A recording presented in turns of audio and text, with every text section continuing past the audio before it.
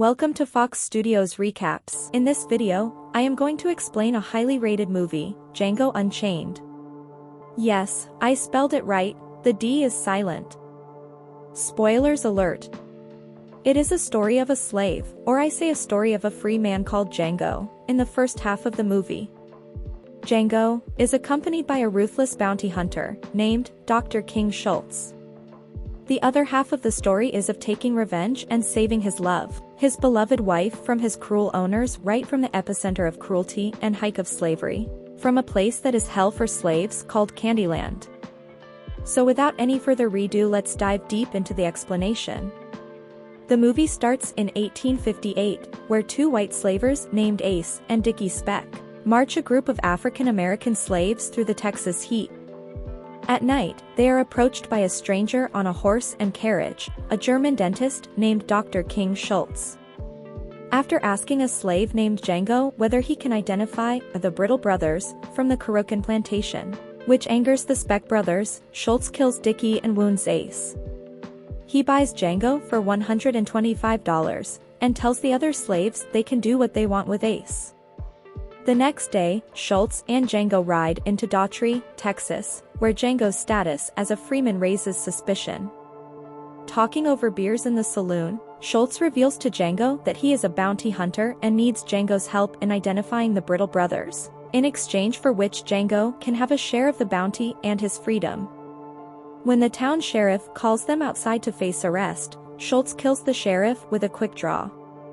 When the marshal arrives, Schultz explains that the sheriff, named Bill Sharp, was actually a wanted criminal, and that the town owes him $200. Around a campfire that night, Django tells Schultz he and his wife Broomhilda, who speaks German, were branded and separated after trying to escape together from the Carrucan plantation. At Schultz's office in Chattanooga, Schultz tells Django he is to pose as Schultz's valet. They find the Brittle brothers at a plantation in Gatlinburg belonging to John Big Daddy Bennett. A female slave points out the Brittle brothers, and Django kills two of them on sight. Schultz rides up and kills the third, and explains to Bennett his line of work as a bounty hunter. Later that night, Schultz and Django lure Bennett and his racist mob to his empty carriage, booby-trapped with an explosive, and Django executes Bennett.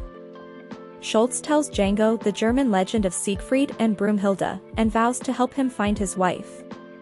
They continue bounty hunting together, with Schultz giving Django his first handbill for killing a man named Smitty Bacall, through the winter months.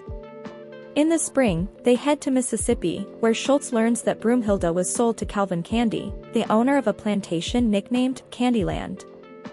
Knowing Calvin to be a fan of Mandingo fighting, a blood sport where slaves fight to the death, Schultz and Django plan to pose as Mandingo fighting purveyors in order to gain entry.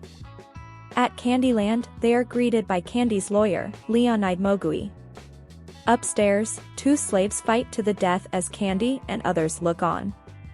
Candy interrogates the men about their interest in Mandingo fighting, and is won over by Schultz's offer of $12,000 to purchase a fighter. The next day, Candy and his associates, who remain skeptical of Django, tour Django and Schultz around the plantation grounds. Candy orders a runaway slave named D'Artagnan to be mauled to death by dogs. Back at the house, a house servant named Stephen reveals Broomhilda is being kept in a hot cellar as a punishment for running away. Candy orders her release when Schultz asks to see and speak German with her.